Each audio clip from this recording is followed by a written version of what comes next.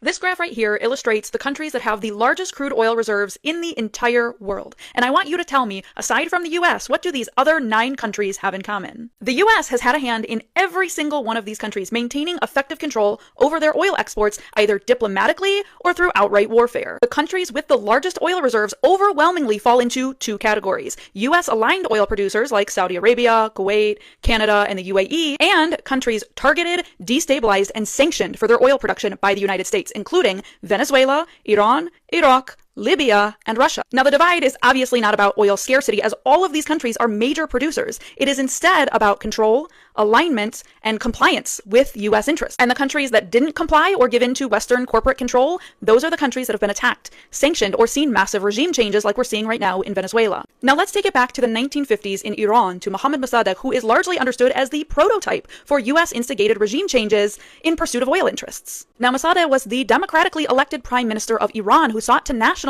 the Anglo-Iranian oil industry. He asserted parliamentary sovereignty over oil revenues, seeking independence from UK and US control. The US's response was a CIA coup overthrowing the prime minister in favor of the US-aligned Shah.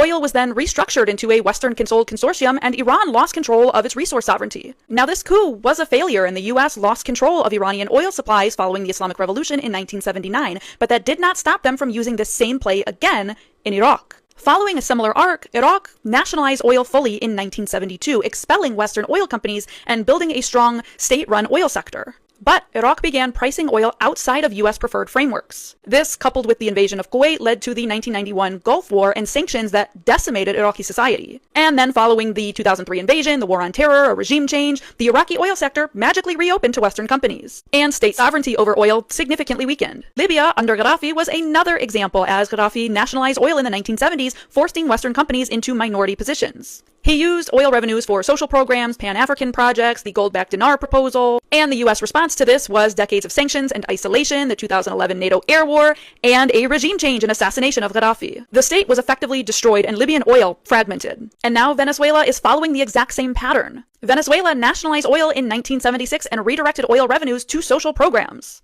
They reduced U.S. corporate interests and built ties with Russia, China, and Iran. And for that, the country received persistent sanctions, a 2002 attempted coup, and a successful 2025 coup. The pattern is plain as day. Nationalization or renationalization of the oil sector will lead the U.S. to frame leaders as dangerous, unstable dictators. They then push for intervention to such a degree that the oil sector becomes reaccessible to Western interests. The U.S. has a very clear pattern, and this is not conspiracy, this is documented statecraft, and Venezuela is no different.